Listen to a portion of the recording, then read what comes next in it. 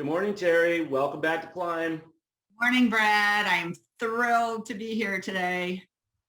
It's great to have you, and I'll tell you what, it's been fun over the last couple of weeks talking and, and realize just how eye to eye we feel and just how passionate we are about this topic. So, today we're going to be talking about building great pharmacy teams through leadership and training, and it's things that you teach, things that I've been doing here for 22 years, and it's just really a lot of fun to get the opportunity to share with our customers and with all of our viewers. So let's just dive in because we've got about 35 to 40 minutes, and we could spend hours on any one of the things we're going to talk about. So let's just start with a simple question. Why are we having this conversation in the first place? Well, I love that broad, big picture conversation. And it's essential. It's essential to talk about the importance of training and leadership, because it's through leadership that employees are able to do their best. It's about heightening engagement. It's about setting your team up for success. And it's really the leader's responsibility. And so often the conversation is around there's not enough time, there's not enough money, we don't have enough resources. And I think this conversation today, Brad, is about busting through those myths, because from a leader's position, training, setting people up to do the best they can, because I believe there's a premise here that people want to do the best they can. It's just so often they don't know what's expected. They don't know, they've not been trained to elevate, to step up at a higher level. And that's a leader, a manager, whatever the department head, whatever we want to call that person's, title, it's their job. It's so important. Yeah. Well, and you're right. And I think as we get into this conversation further, we're gonna explore the fact that this isn't really an option. Yeah. If you want to succeed and you want to continue to grow your business, and also, as we were talking, it really starts at the top. It doesn't start at the bottom or in the middle. It has to start at the top. So you want to take that on for a little bit? Yes, I pulled a quote from John Maxwell's The 21 Irrefutable Laws of Success. And he reminds us, as he does, and he's such a leadership guru, that only if you reach your potential as a leader do your people have a chance to reach their potential. So it really stems from investing in yourself as a leader so that you can then also invest in your team. And when we say it starts at the top, it reminds me that it's the leader, the manager, the department head. It's their role to define the vision for their group or the vision for the company overall. Throw in the mission, like why are we here? What are we here to do? The purpose, because now more than ever, studies confirm people are motivated by that sense of bigger purpose and knowing that they're contributing to something bigger than they are. And without that vision, the mission, let's throw values, right? Values drive behavior. Without those core leadership, big picture tools, it's tough for employees to show up and do their best, because it's like if you don't have goals and you don't have that target that you're shooting for, how do you know how you're doing your best? And that's top level work. Absolutely. Yeah. It's also ongoing work, right? I mean, it's something you've got to be doing all the time. Yeah. And so my senior management team and I just participated a couple weeks ago in a 3-day diversity and leadership conference. It was all day, each day, and we sat through tons of sessions. And one of the sessions we sat through, the speaker that I sat through, the speaker talked about an article in Inc. magazine he had just read, and he shared it with us. And Karen Decker is going to share a link to all of you that are watching to this here in just a second. And it was entitled, Developing These 5 Habits Will Make You a Once-in-a-Career Leader to Employees. And we're not going to go through all five, but I think that the first one really is going to take us into what we're going to talk about today. And I will read that one. And the first one was create meaning. Yes. And this ties to what you were just talking about. And then I'll read it. Understand that meaning is what motivates employees in a manner that sustains. Foster meaning through actions such as being clear on the organization's purpose, encouraging employees to define the legacy they want to leave behind, and by granting large swaths of autonomy. Also create meaning for employees. You also create meaning for employees when you invest in their personal growth and development and foster their sense of confidence and self-esteem. So take that on.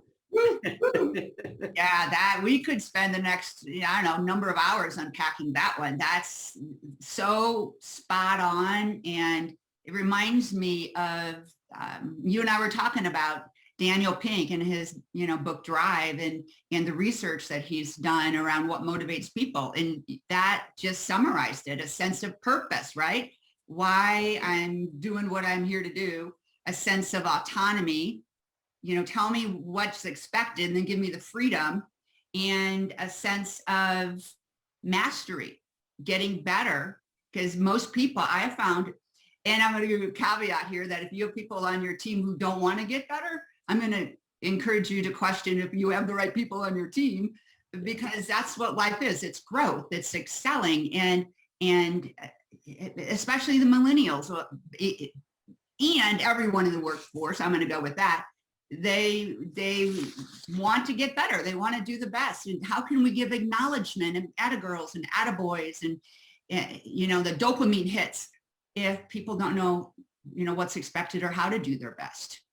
Well, and I think you hit on an important point there too, because sometimes we make the mistake of thinking that growth or getting better, that they have to want to climb the ladder. To be the next CEO or something like that. And that's not really the case at all. We can help a clerk that doesn't want to do anything other than be a cashier, be the best cashier and the best customer service agent that exists on the planet. And we can continue to get them trained to do that. And, and so I think we make a mistake sometimes as business leaders to think that these are people need to be growing through moving up, and not everybody wants to do that. No, and isn't that a good thing? Because if everybody was wanting to move up, how would we create that stepping stone, that ladder where we can encourage people to do better? The key is to encourage them to do better in their current role, right? And if they want to take on, we have this conversation around tax.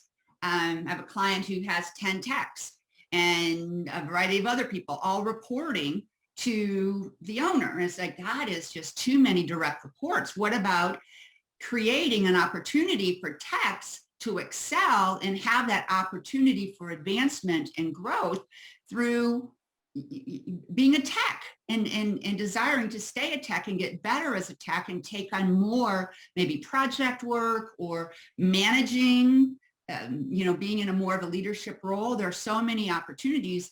And today more than ever, the workforce wants to see the opportunity for progression.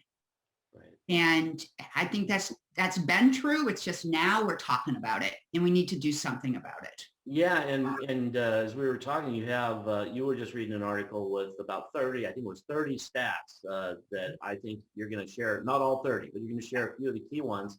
So let's just get right on into that, because these are eye-opening, I think, should be for a lot of people. They are. It was an article. It just came out in March, so it's very relevant. And it was focused on millennials. And yet I think that millennials are really shining a flashlight on what's important for most people, if not everyone, in the workforce. And so let me just share some of these, the pithy ones. Now, know that millennials are those aged 24 to 40. And it said by the year 2025, they'll make up 75% of the workforce. That's not very far away. So it's significant, the statistics that this article shared. Starting with 30% are not engaged. So we could say disengaged. So if you think about that, if you have 10 employees, you have 3 employees that are creating drag, that they're not lifting up, they're not customer centric. Sometimes they go so far as to sabotage your high performers, which is why high performers leave, because this study also said that this group will leave because of a coworker that is causing disgruntledness or is a bully. Like they want a work environment that is engaging, inspiring, and calls forth for them to do their best. So I thought that was really interesting. 62% are looking to switch jobs. Like, yikes is my only comment. Right. Some good news, 44% would be more likely to increase their engagement. And that's what we're talking about. We want a turned on, effective, engaged workforce if their managers met with them regularly. That's almost 50% for just a little bit of TLC, a little bit of time. And I know we're going to talk about some of these solutions, Brad. Let me give you a couple more because I like these stats. 95% think job-specific training is essential to do their job efficiently. And get this, they want mentoring. They want coaching. That's 95% of your team, of your workforce wants to know how to do their job better. Right. One last stat, 90%, another high number, want to grow with their current company if provided a chance to grow their skill set. Brad, this is why we're talking about leadership and training being married up. Yeah, absolutely. I think the stats can be a little scary, but those last two are so encouraging. Mm-hmm. But you do have to take but it's in the court is, the ball is in your court, right? As the leader here, because we all know and we all hear the most expensive customer is the new customer. It's easier to keep your customers, but that applies to employees as well. Yes. So every time you have to hire and you have to train a new employee, it's it's expensive, right? And to lose those employees and have high turnover, you've got to fix that. And so what we're seeing is the stats are telling us that teaching, training, showing them how to be a better version of themselves, how to be a better version of whatever their role is absolutely essential. So the old excuse, if I don't have the time, that doesn't work anymore. Mm-hmm. So we've got all this now. People want solutions. So let's start delving into how do we do this? What are some of the steps? Because we've got to give people some takeaways here. Yeah, we do, and I love tangible takeaways. So Brad, as you were just talking, it made me think about so many articles I'm reading right now that people want to be seen and appreciated as a whole person.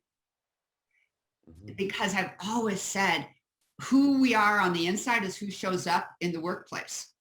And so more than ever, it's sure the statistics said to increase their skill set. It's also to increase who they are individually, because that's who's going to be interacting with their coworkers, with your patients, with your customers. And so it's an investment in the why and the big picture, which we talked about, knowing that they can make a contribution for your company and in their lives. Because Brad, in the number one point that was out of the article, the 5 things to do to be an unforgettable manager and leader, it's about helping people see the legacy that they want to create. And so really diving into what's important to them and how can you help them marry up what your vision and mission is and what they're here to do, so that it doesn't really feel like work. It's just really an extension of who they are.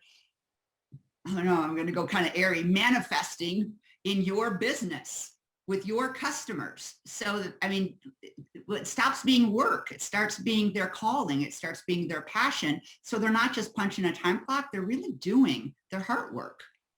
Yeah, and that ties into one of the courses I took a couple of weeks ago as well on being being an inclusive leader. And one of the key things in many of those leadership classes was talking about being an authentic leader.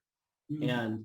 And being, and that brings out the authenticity of all of your employees. But you have to be authentic, and you have to, you have to share. You have to share your vision and encourage people to be authentic. And I think and they want that. But that's how, if they can feel like you just said, if they can feel like they love coming to work because they get to be themselves, they don't have to be somebody that they're really not, it makes a huge difference. It does make a huge difference. It's absolutely true. And another solution, another way is to provide mentors. If we go back to the text again, maybe you set up some sort of a mentoring program, someone who has a committed focus, committed attention, a commitment to helping somebody else step up, because they've walked in those shoes before. They know what's important. The mentoring, the feedback, whether you have a mentor or not, maybe it's their manager, maybe it's the owner, maybe it's the department head, that people want more feedback. They want to know, am I doing this well? Is there a way I could be doing it more effectively? And it isn't like big sit downs all the time. Statistics say they want just 5 to 10 seconds. Just give me a little attaboy, a little attagirl, let me know that I am doing a good job here. And that is more important than ever. And I can't tell you in how many leadership classes I've taught that it's a generational thing, I do believe. Well, they're lucky to have a job. I've told them what to do. They should just do it. Old school thinking, my friends. They really want that acknowledgement. They want to know 5 to 10 seconds of your time isn't very much to specifically say, I saw you doing this, exactly what's in alignment with our value of innovation. Thank you. You're really a key contributor to the organization. Yeah, I love the mentoring thing, and in our senior staff meeting this last week, Brandon Bolesky, who's co-host and our director of operations, he used a term I'd never heard before: accountability buddies. Oh, and I'm like, I love it. I don't.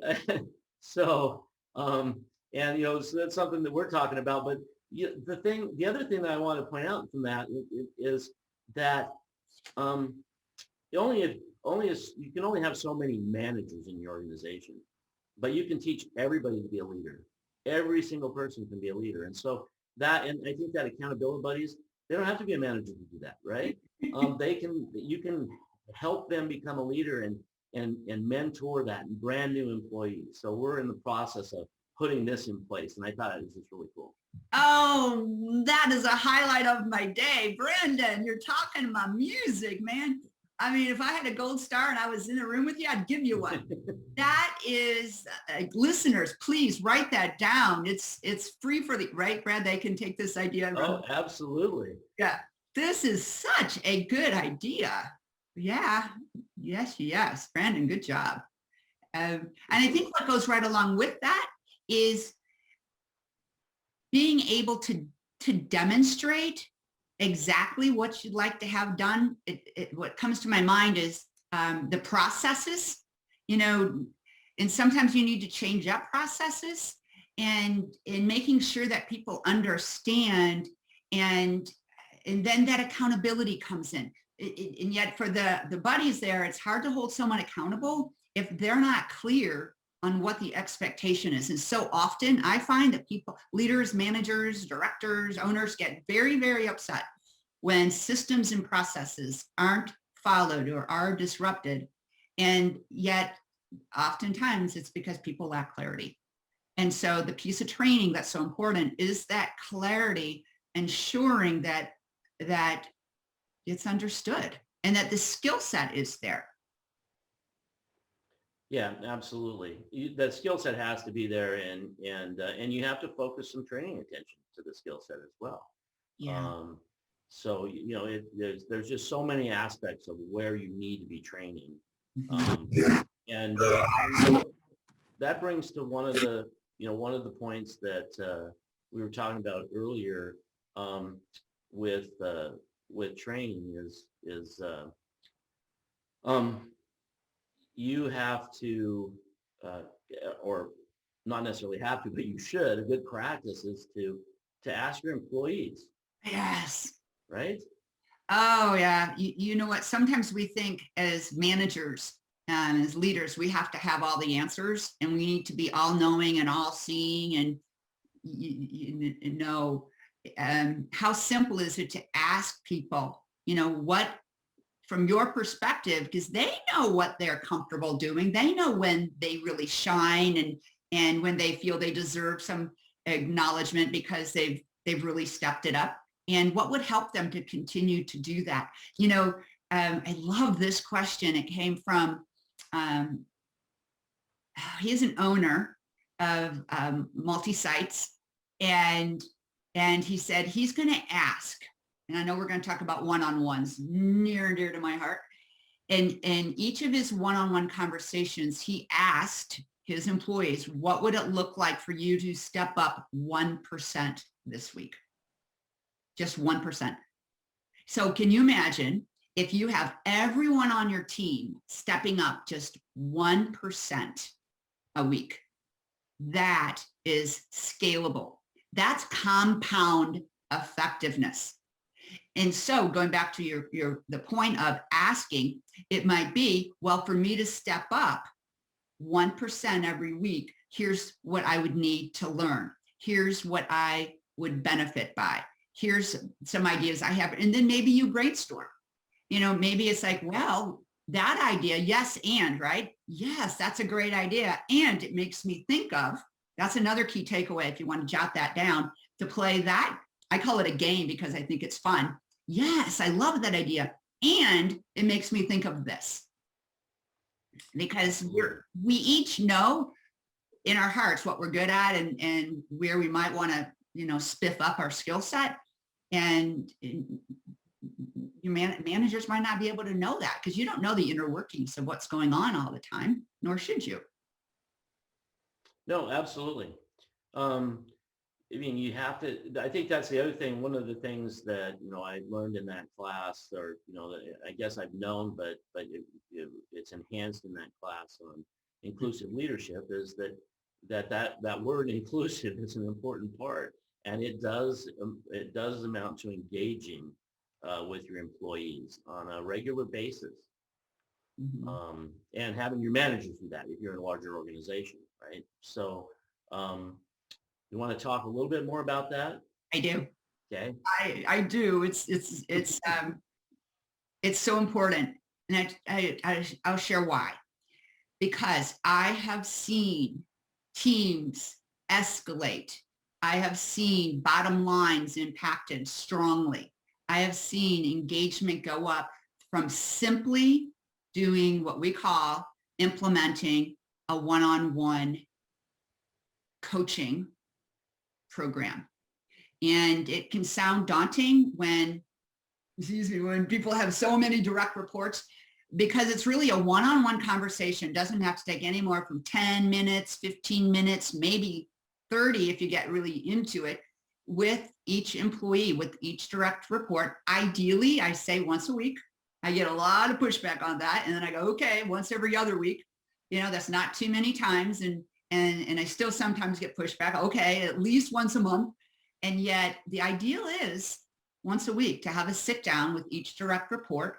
And it's an investment in them. It demonstrates that a manager, their manager, cares about them.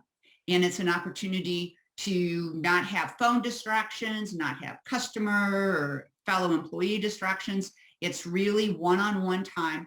And doesn't each employee deserve time with their manager for 15 minutes a week? For the results that you get. And so I printed out a form, which I'm happy to send over to you, Brad, so that we can make it available, because there's really just 4 basic questions. And yet some people have taken and blew it up a little bit. They have agenda items to it so that employees come prepared with their answers to the questions, with their agenda items. Sometimes managers will tie in the regular I call it a regular, the more tactical activities or agenda items with a one-on-one conversation, and that's fine. It just depends on how you want to set it up. And yet the essence of the one-on-one is really about the person, not so much about the tasks, even though you're going to talk about the tasks because that's what they're there to do. And yet you're investing time and energy and TLC with that person. And the first question is always, and I know always is a big word. So what are you proud of? You know, what went well? Where can I give you acknowledgement? And surprisingly, Brad, that is one of the toughest questions for people to answer, because as a society, we think it's bragging. We think, oh, I don't want to toot my own horn. And yet we know that's always, there is always more going right than not. And yet we don't take time to celebrate that. We kind of get, it's kind of a little screwy when you think about it that way. Yeah. And so you always start with, you know, what are you proud of? And here's the key. As a manager, that can throw an employee off. And what if they don't come up with something, right? It's like, so be prepared that you've noticed something and you can start the conversation with, here's what I noticed. Here's what I overheard when you were talking with, you know, Mr. Jones, or, you know, so what's, you know, what are you proud of? What do you plan to focus on? Making sure there's alignment, or what do you want to learn? And what can I do to make, you know, to clear the obstacles, because that's what employees want their managers to do, to clear the way so they can show up and just do their job without having to deal with some, you know, challenges that are thrown at them. And then the fourth question can be a little daunting. So I say it's not for the faint of heart unless you really want the answer. And it's, what can I do better? What can I do to better support you? Right. And that question has proven over, I've been using this for probably 15 years now, has proven to open the gate for really important, critical conversations that need to be discussed. And without that question, they wouldn't have happened. And so those one-on-one conversations, even if you just want to do it a little more sporadically, I would so encourage every listener to give it a go, with one caveat. If you're not going to follow up on the conversations, don't start them, because what message does that send?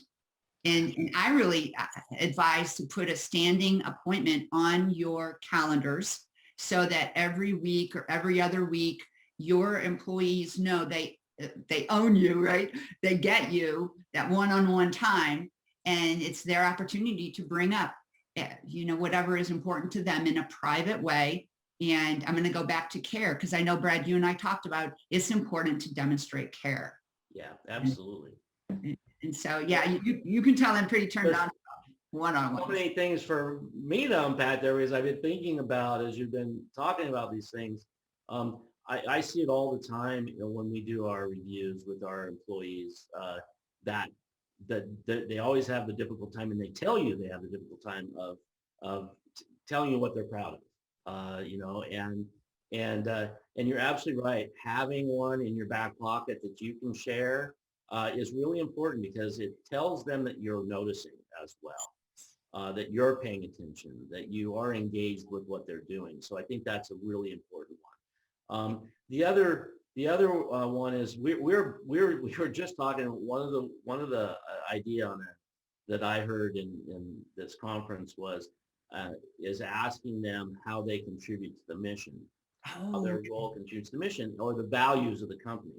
And so we were talking about this in our senior staff meeting, but I said, here's the thing, before we add this, you need to be able to answer that question for them when they can't. Because if they say, I don't know, and then you say, yeah, I don't know either, what does that send, right? What message does that send to them? You don't, yeah, your job's worthless, right?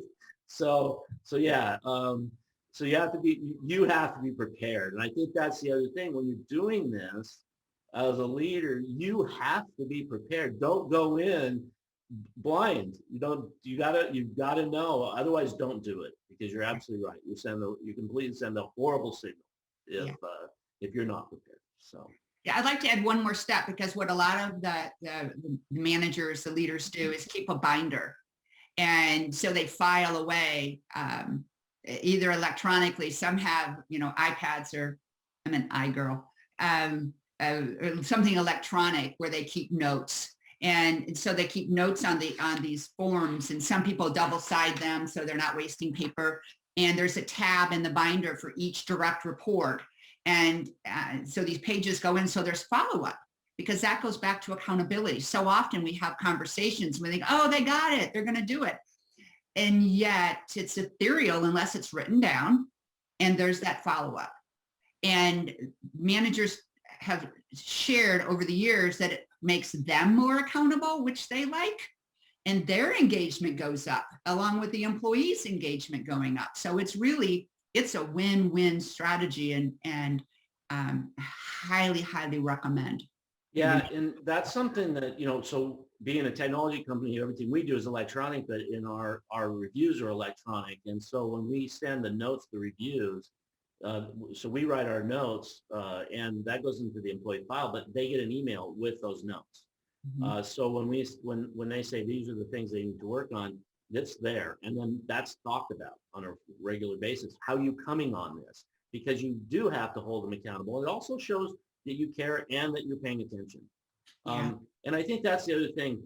One other thing that you had said made me, when they're giving feedback about you, Mm-hmm. that difficult question, the only way that works is if they trust you. Yes. Right. And that's all the things we're talking about, build that trust. That's right. That's right. We could say that trust, even though we haven't used that word since we've been talking here, trust is that baseline. And all of these things contribute to, let's go to your trust bank account, right? And you want to keep filling in more and more components of trust and honesty, integrity, doing what you say you're going to do. There's so many ways to look at trust. And I have a whole course on trust. So Brad, you hit my hot button again. Trust starts within yourself.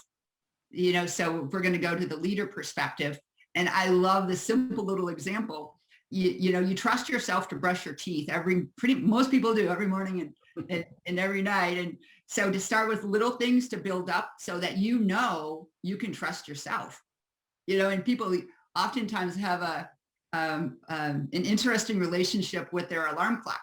Can you trust yourself to get up when the alarm clock goes off? Or do you play a game that, I'm not going to trust myself when that alarm clock goes off. I'm going to trust myself to hit snooze 2 times. So whatever it takes to start building up that inner trust, because that is what then shines forth and how you can build trust with others. Well, I had a roommate at the Air Force Academy that he trusted himself to hit the snooze button for about an hour. Yeah, I think we've all experienced. Crazy.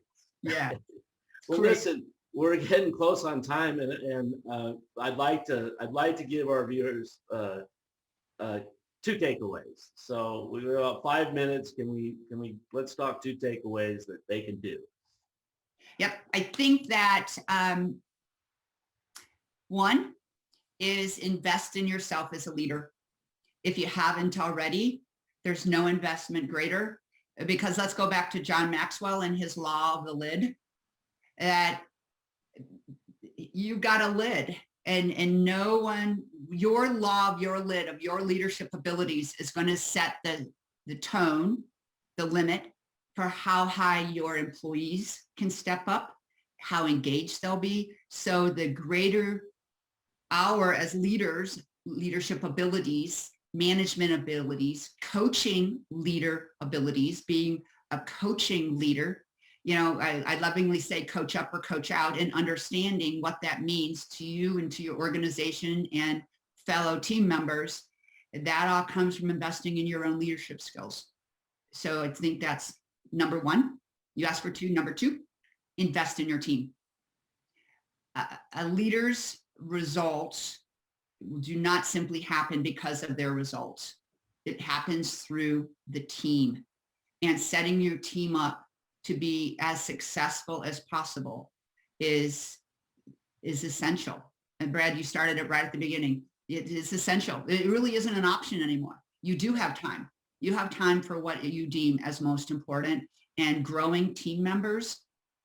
That's, giving them the autonomy. The only way they can have the autonomy is if they know what to do, setting them up for mastery, giving them that sense of bigger purpose. I mean, we've kind of come full circle. So. Well, you say that I don't have time.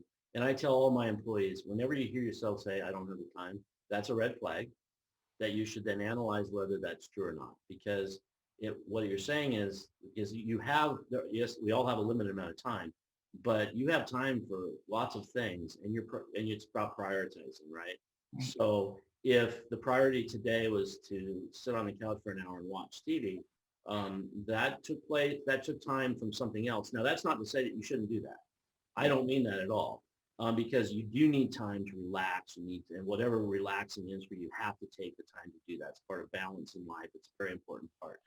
But when you say you don't have the time, you have to ask yourself, what else have I prioritized in front of this? And then analyze, is that the correct priority? Mm-hmm. And oftentimes we find that it's not. And there are so many books out there to read. In the E-Myth Revisited, they talk about the entrepreneur who is baking pies, and she bakes the pies and she doesn't build the business.